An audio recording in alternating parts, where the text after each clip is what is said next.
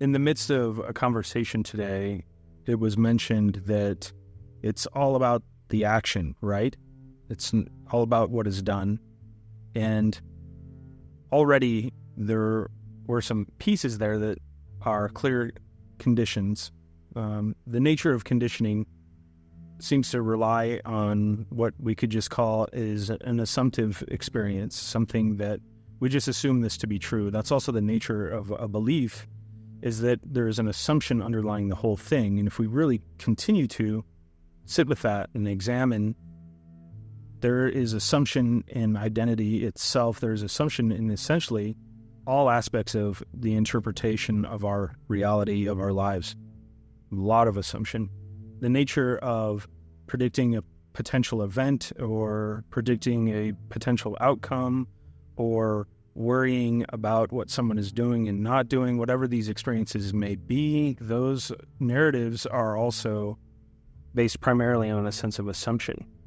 And if we begin to look directly at assumption itself, we start to see that even logic begins to break down within assumption because it doesn't follow a track. It is just a automatic piece that's assumed to be true, not investigated any further.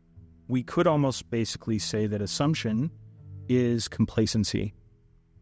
That's pretty interesting because this is about fascination. This is about curiosity. Curiosity seemingly being the force that is innocence itself, that is the uncaused and the unborn. This is a space where distinctions and assumptions are basically exactly the same, that any sort of definition, label, or experience must have some level of interpretation, and interpretation is just a series of constructs that either verify or create a sense of assumption. So it's not to say that there's anything right or wrong about assumption. What it is to say, though, is to examine these assumptions and to realize that this is all about assumption. It will give us a sense of what may be lying underneath, or at least on a very superficial level where obscuration, filtration, and manipulation is taking place.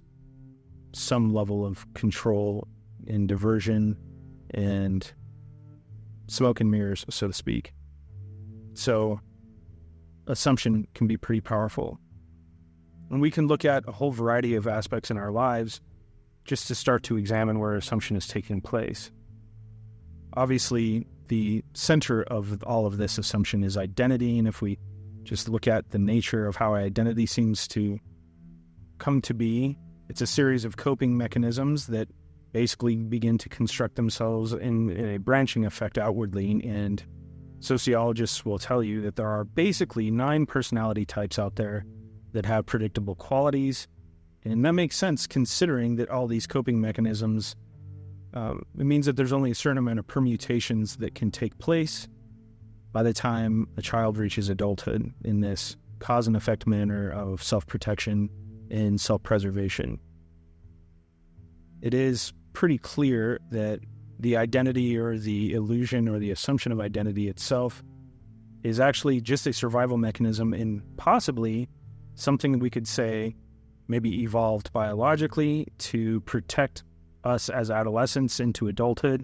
The span of time that it takes us to reach adulthood compared to other animals on this planet is considerably longer in our relative experience. And to have something, a me there, brings about a protection mechanism that can help us survive until we are basically sexually viable and able to reproduce. This also lends a little bit of evidence into rite of passage rituals, and right about the time that those go into play, it tends to mark a time between adolescence and adulthood, but it also has a spiritual value to it that tends to get into a depth of feeling, pain, discomfort, rejection, etc., etc. If you look at the rituals, the theme is all the same. So the assumption of life is about action, there's a belief there. But we don't necessarily have to use the word belief. It doesn't have to be differentiated either. But maybe we can play a little bit with the inquiry of what assumptions are taking place. Assumptions seem to be showing up everywhere. There's fundamental assumptions as the aspect of a day. A day is measured between sunrise and sunset, or between when we wake up and when we go to sleep. These arbitrary boundaries that are being placed are relying on assumptions. If we really start to examine the boundaries that seem to be taking place, all the separations that seem to be showing up in our relative existence, we begin to see that there is a significant amount of overlap. It's a gradient of experience. This shows up very, very viscerally within the sensational space.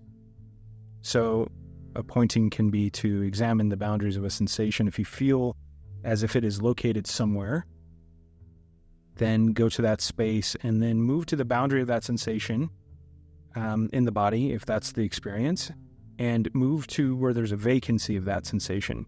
And then move back into the sensation. And as you're doing so, pay extra close attention to what seems to be a line of delineation, an actual boundary, a line of separation, and see if you can find it. It's not about the answer here. That's also something that is often heard in sessions, that I look for a self and I can't find it. I look for a sensation and I can't find it. To some degree, there's definitely a value there because it's revealing itself to be emptiness overall. Yet, there's also an assumption taking place behind the scenes for some people, and this can be useful to notice, to pay attention to. And the assumption is there has to be an answer here for me to continue. There has to be something tangible for there to be a regular engagement with this.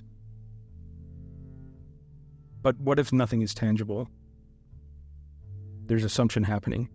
Just because you can't find something doesn't mean we stop looking. Doesn't mean we're actually looking to find it. Doesn't mean we're actually looking to be done. This is where the pointing is.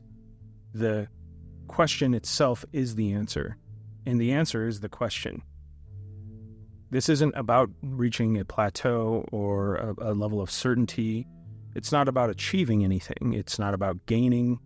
It's not about winning. It is simply about just engagement itself. And yes, the cliche comes up. It's not the destination, it is the journey itself. Yes, that's it.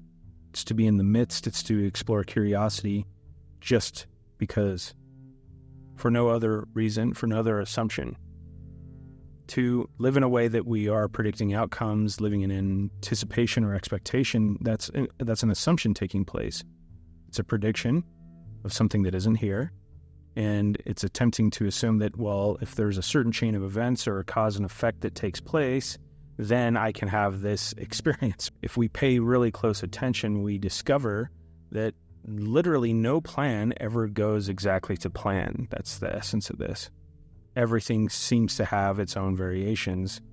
This aspect of what we could call spontaneity and chaos. Well, to the mind, it'll seem like chaos. To the identity, it'll seem like chaos, because anything that cannot fit neatly into a construct, a framework, boxes and categories, and labels, nouns, so on, will always appear to the identity to be chaotic. But even within that chaos itself, there seems to be something that is absolutely intelligent and organized. I guess we call that consciousness. We call that the I am. So moving back into assumption, the assumption that something is going to happen, the assumption that the sun is going to come up, the assumption that a day is measured in this way, these are what we would just call contracts. Contracts are assumptions. There's still no guarantee. That's the whole point of this, is that there is no safety or security or familiarity. Those are just constructs themselves. And to pay attention to the clamoring and the ways we will bend over backwards in order to maintain some sense of safety or comfort or familiarity, you will start to see assumption taking place, that is what it's supposed to be, or that I can do this, I can be an agent behind this, I can create this. Instead, this practice and this path, it's about being with everything as it is in its most fundamental sense. Just to see it untouched in its most natural and authentic flow, whatever it may be. And there is really no need to accept or not accept, because that's also assumption taking place. If something is, it already is. The rest is superfluous. There's no should around what is. Doesn't make sense. Hand is hand. Shouldn't be foot. Should be foot. Makes no sense. Already done. Hand is hand. If makes no sense. If this were a hammer, well, is hand. Also makes no sense. Predictive assumption right there again. But also accepting. This is hand. Is there an acceptance or non-acceptance of this hand? That also makes no sense because it is. There's no changing what it is. If it is, it is. That's it. That shows up right here in the sensational space as well.